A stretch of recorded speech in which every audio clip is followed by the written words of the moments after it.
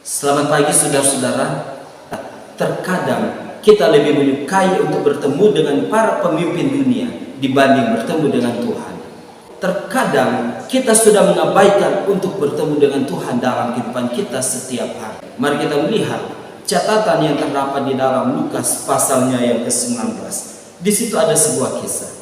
Ketika Yesus memasuki kota Yeriko bersama dengan orang-orang banyak, saat itu ada seseorang yang bernama Sakeus. Dia adalah seorang kepala pemungut cukai. Pada waktu itu, saudara-saudara sekalian, seorang pemungut cukai dianggap sebagai seorang berdosa.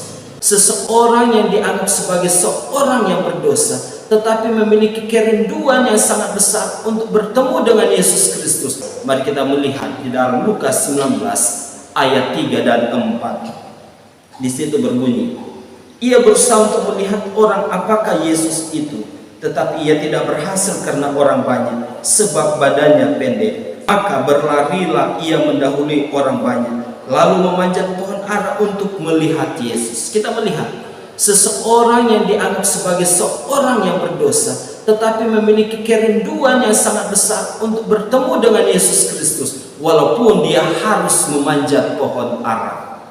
Saudara-saudara sekalian, berapa kali keinginan kita untuk bertemu dengan Yesus Kristus? Bagaimana caranya kita bisa bertemu dengan Yesus Kristus?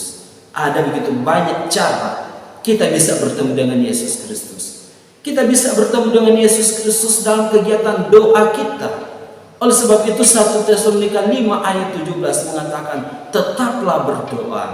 Kita bisa bertemu dengan Yesus Kristus dalam kegiatan ibadah kita.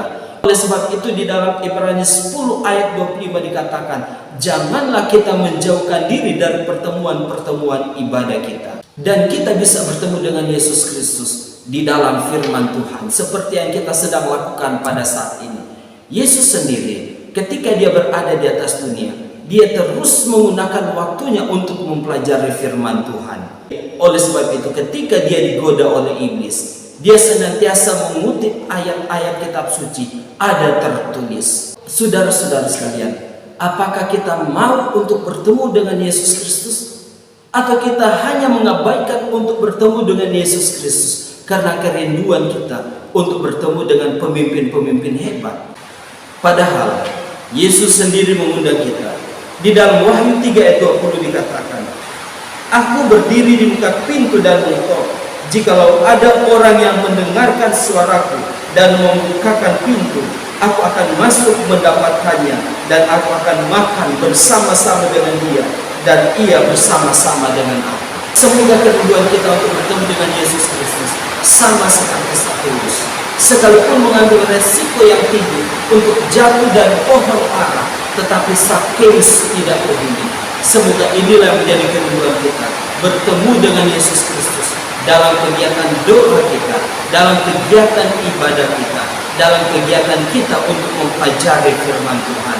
Kiranya Tuhan memberkati. Amin.